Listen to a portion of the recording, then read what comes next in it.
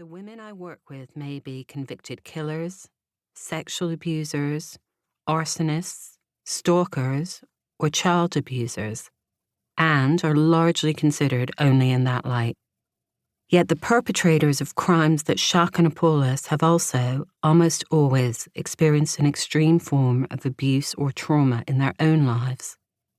They are victims as well as perpetrators. As a forensic psychotherapist, I try to understand the connection between the two aspects of their existence and to help my patients do the same. My job is to probe the roots and psychological geography of the crime, deriving insight that may then be used as evidence during a trial, as the basis for risk assessments concerning child custody, or as the starting point for a course of treatment. The principle of forensic psychotherapy is that we look at the whole person, the factors that shape them, and how experiences in one part of life ultimately prompted their development and actions in another. These links are not necessarily obvious or conscious and often only emerge after many hours of careful therapeutic work. That work must embrace complexity and contradiction, seeking to draw common threads out of chaotic lives, explanations that can offer a lifeline for people who might always have struggled to understand why they think or behave in a certain way. Together, we uncover and reconstruct the meaning of their offenses. Leading this process requires acceptance and equanimity, putting aside personal feelings about what a person might have done in order to help us both understand why.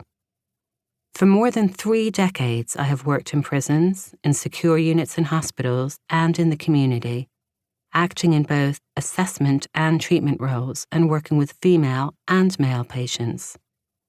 I initially trained in clinical psychology using treatment models including cognitive behavioral therapy, a talking therapy that focuses on identifying and altering harmful patterns of behavior and thinking patterns, and the psychodynamic approach, which seeks to help an individual access and then understand their unconscious thoughts and feelings.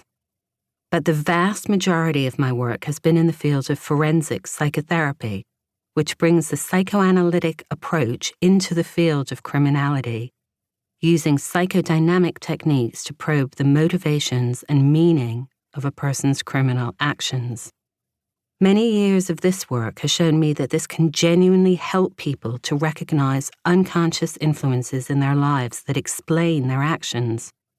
Moreover, this understanding can provide a solid foundation from which to treat and to some degree resolve these issues. In the best case, this can allow people who have been suffering intolerable and overwhelming emotions to control previously untamed impulses and regain some stability in their lives. In this forensic work, I've been most occupied by the crimes and violence of women.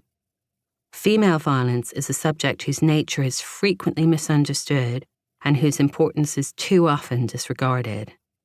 For many in society, from the media to some areas of the medical and legal professions, the reality of women's violence is a truth too uncomfortable to take seriously. A taboo that offends the idealized notion of women as sources of love, nurture, and care. That mothers sometimes harm or even kill their children is simply too shocking for many to engage with, as is the idea that women in caring roles could sexually assault or otherwise mistreat minors. Even to consider these things implicitly threatens our social fabric, bringing the shock of maternal abuse and female cruelty into comfortable lives in which the idea of the loving, caring family is so central.